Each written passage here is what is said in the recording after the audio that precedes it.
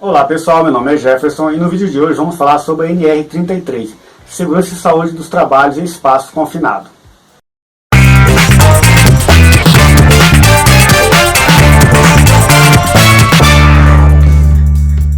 O trabalho em espaço confinado é ainda hoje uma das modalidades mais perigosas de serviços. Os colaboradores estão expostos a diversos riscos e o ambiente favorece a ocorrência de acidentes constantes e graves. Isso coloca uma carga de responsabilidade a mais nas costas do empregador, da empresa e de todos os envolvidos no processo. Eles devem ter pleno conhecimento da norma regulamentadora 33, colocando em prática todos os cuidados exigidos e prezando pela saúde dos trabalhadores. Para entendermos um pouco mais sobre o assunto, vamos aprofundar um pouco mais. A NR33 é um documento que visa estabelecer os critérios mínimos de segurança para preservar a saúde dos trabalhadores que atuam direto ou indiretamente com o espaço confinado.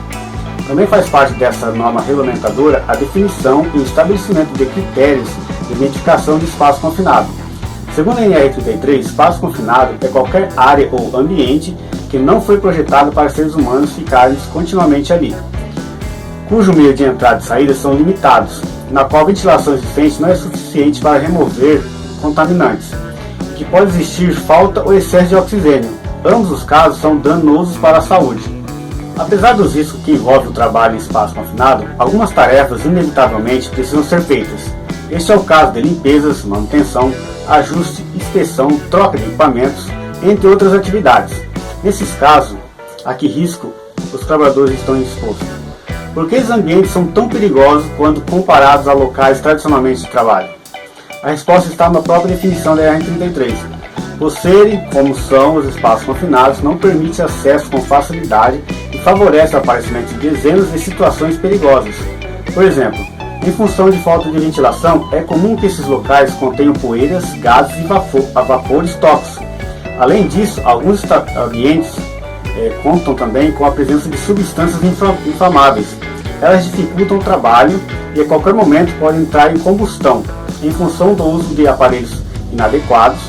Também tem uma questão de ventilação insuficiente, bem como falta ou excesso de oxigênio, que obriga o trabalhador a utilizar máscara e tanques para ter condições de agir. O manuseio desses equipamentos exige treino e, caso aconteça algum erro, a pessoa pode ficar intoxicada. Outro perigo causado pela falta de ventilação é pelas condições ambientais, e o aparecimento de elementos biológicos infecciosos. Aqui podemos falar sobre produtos químicos, mas também de locais que favorecem o desenvolvimento de bactérias. O problema também é solucionado com o uso de máscaras. Contribuindo para a lista de riscos de trabalho em espaço confinado, também existe a chance de acontecer soterramento e inundações. Como o local é muito fechado, o resgate é muito mais complexo que o normal e fatos dessa magnitude representam um risco de morte real. Com relação aos cuidados de construção e comportamento, os colaboradores também podem ficar expostos à descarga elétrica, graças à falta de bloqueio e isolamento adequado, bem como queimaduras pelo contato com peças em temperaturas elevadas. Apesar de muita característica, esses não são os únicos riscos do espaço confinado. Dezenas de situações inesperadas podem acontecer, e esse ambiente é uma verdadeira caixa de surpresa, já que qualquer erro mecânico, estrutural ou comportamental pode ser desastroso. É possível fazer a prevenção de acidentes? A prevenção de acidentes em espaço confinado é possível de ser feita, mas ela requer trabalho árduo e constante respeito às disposições da NR33. Isso porque a gestão de segurança e saúde nesse tipo de ambiente é muito específica e carece de medidas técnicas, administrativas e pessoais. Cada uma delas impacta uma parte do processo, mas a segurança só é alcançada quando todas as especificações são seguidas. Graças a todos esses riscos, a NR33 apresenta de forma direta e bem específica todas as responsabilidades dos envolvidos nesse trabalho. Podemos dividir a orientação de segurança do trabalho e regulamento em dois grandes grupos: obrigação do empregador e obrigações do colaborador. Vamos ver cada uma delas individualmente. Obrigações do empregador. O empregador é o principal agente de segurança do trabalho quando o assunto é espaço confinado. Isso porque ele deve implementar as medidas, contratar as pessoas responsáveis e assegurar o cumprimento de cada exigência disposta na NR33. Entre as principais, o empregador deve fazer uma indicação formal do responsável técnico que garantirá o cumprimento de toda a norma durante as atividades laborais. Identificar todos os espaços confinados do estabelecimento, especificando os riscos de cada um deles de maneira individual. Implementar todas as medidas necessárias para a gestão em segurança e saúde no trabalho, para o ambiente em questão, respeitando as medidas técnicas de prevenção, questões pessoais, administrativas e de emergência e salvamento, sempre visando fomentar um ambiente com as condições apropriadas para o trabalho. Garantir que os colaboradores tenham a capacitação necessária para entender os riscos, as medidas de controle e de emergência e salvamento, bem como oferecer capacitação contínua a fim de deixá-los sempre atualizados. Assegurar que o acesso ao espaço confinado só vai acontecer depois da emissão por escrito da permissão de entrada de trabalho, que é a PET. O modelo da PET fica disponível no anexo 2 da NR33. É preciso fornecer para todas as empresas contratadas a informação necessária sobre os riscos das áreas onde atuarão. O empregador deve exigir também a capacitação dos trabalhadores dessas empresas. Não só isso, é preciso acompanhar a implementação das medidas de segurança e saúde e garantir que os trabalhadores das empresas contratadas estão de acordo com a NR33. Caso não estejam, o empregador deve prover os meios para que isso aconteça. No caso de suspeita de risco grave iminente, vale lembrar que o trabalho em espaço confinado por si só já representa risco, é obrigatório que todos os trabalhos sejam suspensos e que o local seja abandonado para posterior vistoria. Por fim, mas não menos importante ou relevante, o empregador deve guardar informações atualizadas sobre todos os riscos e as medidas de controles antes de cada acesso no espaço confinado. Agora vamos entender as obrigações dos empregados. Diferente do empregador, os trabalhadores têm menos obrigações e questões a se preocupar com relação aos serviços que são feitos. Resumidamente, podemos dizer que eles devem respeitar as medidas implantadas e preservar sua segurança acima de tudo. Por isso, a NR33 explica que os colaboradores precisam respeitar e auxiliar a empresa no cumprimento de todas as questões de segurança e saúde exigidas. Utilizar sem exceção os equipamentos e os meios de trabalho fornecidos pela empresa. Alertar ao vigia e o supervisor de entrada sempre que alguma situação de risco para a sua segurança ou para a segurança de qualquer trabalhador seja percebida. Cumprir todos os procedimentos e regras que foram ensinados nos treinamentos, tendo sempre ciência dos riscos que o trabalho envolve. Vamos entender agora as medidas técnicas de prevenção. As medidas técnicas, como o próprio nome diz, são aquelas que dependem de expertise profissional para serem executadas. Seu principal objetivo é prever cenários e garantir total controle sobre os ambientes no quais os trabalhos são executados.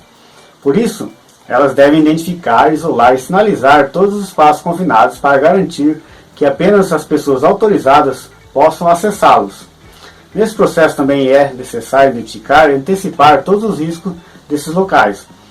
Os riscos precisam ser avaliados em todos os níveis, garantindo que o controle aconteça em questão física, química, ergonômica, biológica e mecânica. Também faz parte das medidas técnicas a previsão e implementação de travas, alívios, bloqueios, lacres e etiquetas.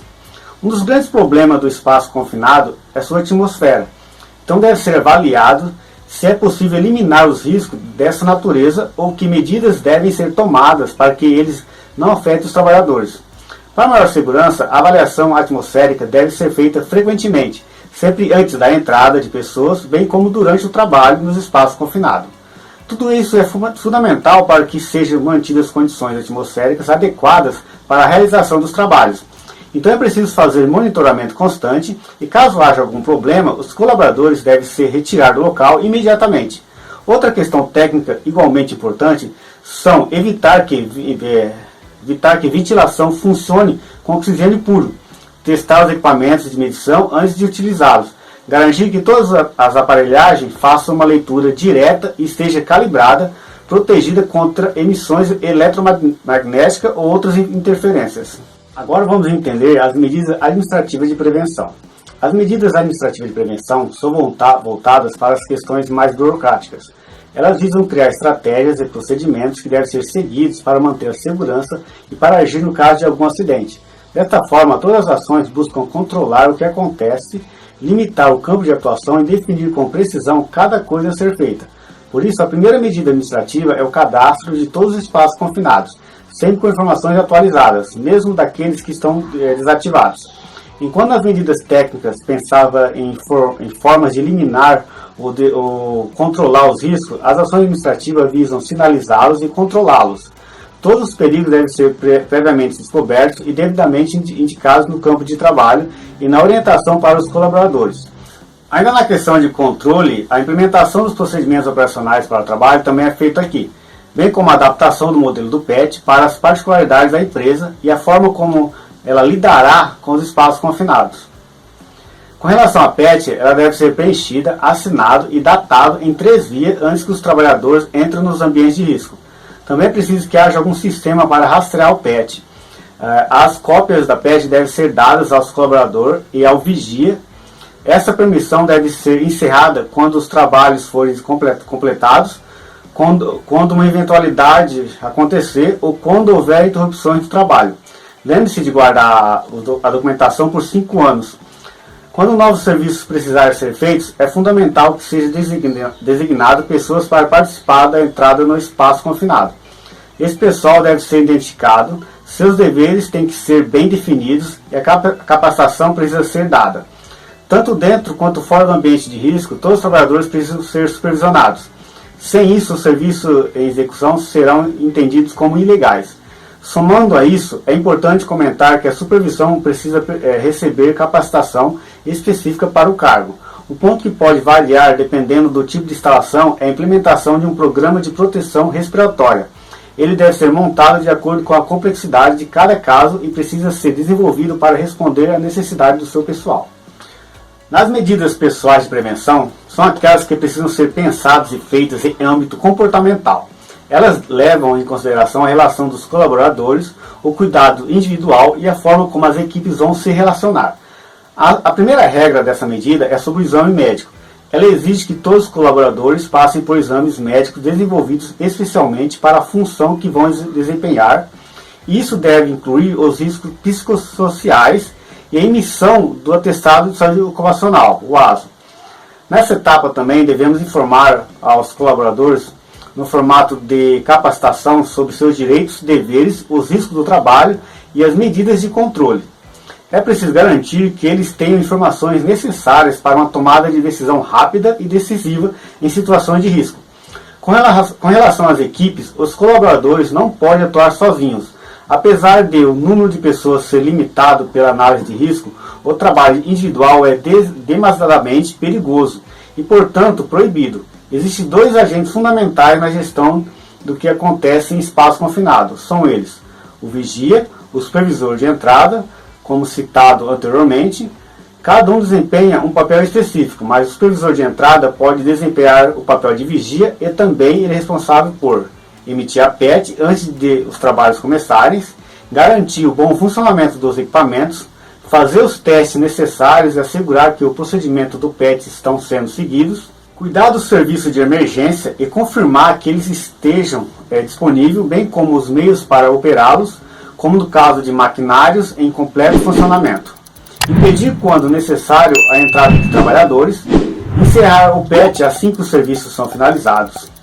Já o vigia, por sua vez, trabalha de uma forma diferente. Ele pode desempenhar as seguintes funções: contar o número de trabalhadores autorizados e garantir que todos saiam ao final do período de atividade. Ficar sempre do lado de fora do espaço confinado, mais próximo da entrada, para que possa estar em contato constante com os trabalhadores autorizados. Adotar as ações necessárias em um caso de emergência, sempre acionando a equipe de salvamento. Ela pode ser pública ou privada. Quando necessário, operar os movimentadores de pessoas, quando for possível fazer o resgate sem auxílio de equipe externa. Iniciar a evacuação do espaço confinado quando perceber qualquer sinal de perigo, sintoma, condições proibidas, acidente ou qualquer outro tipo de situação que atrapalhe o andamento dos trabalhadores e coloque a vida das pessoas em risco. Além disso, também é importante que o vigia peça a evacuação do espaço confinado quando ele precisar sair do seu posto e não houver outra pessoa para substituí-lo. Como podemos ver até o momento, o ponto central do bom funcionamento do trabalho em espaço confinado é o trabalho em equipe. Enquanto todos os envolvidos fazem suas funções de forma como deveriam, o risco pode ser minimizado. Caso aconteça algum acidente, apesar das situações ideais de trabalho, o resgate pode ser facilitado e existem planos de contingência que são colocados em ação para evitar danos aos trabalhadores. Mas isso só é possível graças à total vigilância. Nesse caso, a conscientização ganha destaque. Não basta que o empregador forneça os meios e os equipamentos, é preciso que vigias, fiscais e colaboradores tenham em mente a natureza do trabalho, e atuem em conjunto para realizar suas atividades. A burocracia trazida pela NR33 pode muitas vezes ser maçante e atrasar os afazeres do pessoal, mas ela é necessária. Graças à permissão de entrada, por exemplo, é que é possível monitorar a estabilidade de cada pessoa que entra em espaço confinado. Como esse ambiente, qualquer erro fatal é crucial, cuidados médicos, exames e treinamentos também são parte crucial. Qualquer deslize se torna um acidente de trabalho e as consequências podem ser desastrosas. Então, extrapolando o que é proposto pela NR33, o empregador deve também conversar com seus subordinados. Eles precisam mostrar a importância de seguir as orientações e chamar atenção para todos os riscos que o trabalho envolve. Assim como a norma estabelece quais são os comportamentos e procedimentos necessários para o trabalho no espaço confinado, ela também orienta em relação aos equipamentos necessários. Existe uma série de itens que devem ser colocados à disposição dos colaboradores e usados na manutenção e no planejamento do ambiente. A NR33 define exatamente os seguintes equipamentos: equipamento de monitoramento contínuo de gases aprovados e certificados por organização de certificação, pelo Inmetro, lanternas, roupas de proteção, extintores de incêndio, capacetes, botas, luvas, equipamentos de proteção respiratória, autônomo ou sistema de ar mandado com cilindro de escape, cinturão de segurança e linha de vida para trabalhadores autorizados, cinturão de segurança e linhas de vida para equipes de resgate, escada, equipamento de movimentação vertical, suporte externo, equipamento de comunicação eletrônica aprovado e certificado por organização certificada, Inmetro, para trabalho em área potencialmente explosiva, equipamento de proteção respiratória, autônomo ou sistema de ar mandado, com cilindro de escape para equipe de resgate, equipamentos elétricos e eletrônicos aprovados e certificados por organização de certificação, pelo Inmetro, para trabalho em áreas potencialmente explosivas. Também é necessária a utilização de insufladores de ar e dutos para ventilação e controle da atmosfera, bloqueadores de plug e válvulas guinchos 3-rig, e manual, monopés, sistema de resgate e assento de suspensão, e inflador de ar. Mesmo seguindo todas as orientações dadas até aqui, acidentes podem acontecer. Nesse caso, sua empresa está preparada para atuar usando o sistema de resgate. Eles são uma opção à equipe de resgate externa e reduz o risco do processo. Esse sistema deve sempre ser utilizado pelos trabalhadores, exceto em momentos nos quais o próprio instrumento aumenta o risco das atividades. No caso do equipamento atrapalhar a entrada ou não ser útil para o resgate propriamente dito, ele deve ser deixado de lado e as equipes de resgatistas precisam ficar a posto. Diversos sistemas de resgate podem ser utilizados com destaque para os que utilizam pontos de ancoragem móvel, com tripés, por exemplo. Em conjunto com os guinchos resgatadores de cabo ou corda, lembrando-se do que falamos sobre risco e informações técnicas a respeito dos locais de trabalho. Para dar continuidade ao resgate, essa informação precisa já estar disponível na instalação médica.